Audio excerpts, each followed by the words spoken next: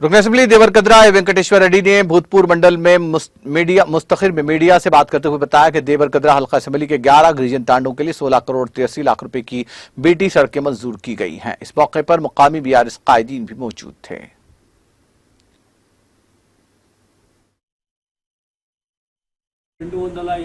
Double బెడ్రూమ్లు కట్టి కేటీఆర్ గారి చేతుల మీదుగా మనం ప్రారంభోత్సవం చేసుకోవడం।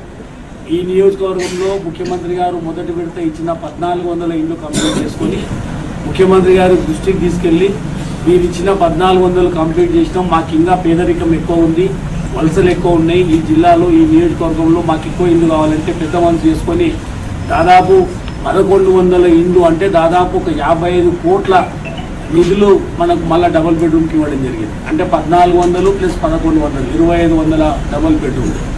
దాంతోపాటు ఈ కొత్త సంవత్సరం ఈ ఏప్రిల్లో మళ్ళీ ఒక 3000 సెకండ్ అంటే కొత్త జీవో కింద 3 లక్షల రూపాయలతోటి కట్టే డబుల్ బెడ్రూమ్లో ఒక 3000 ఇళ్ళు ఈ నియోజకవర్గానికి ఇవ్వడం అనేది ఇవన్నీ చూస్తూ ఉంటే ఒక 21 చెక్ డ్యాములు తెచ్చుకున్నాం। దాదాపు 170-180 కోట్ల రూపాయలు ఖర్చు పెట్టి ఇలా చెక్ డ్యాములు తెచ్చుకోవడమే కాదు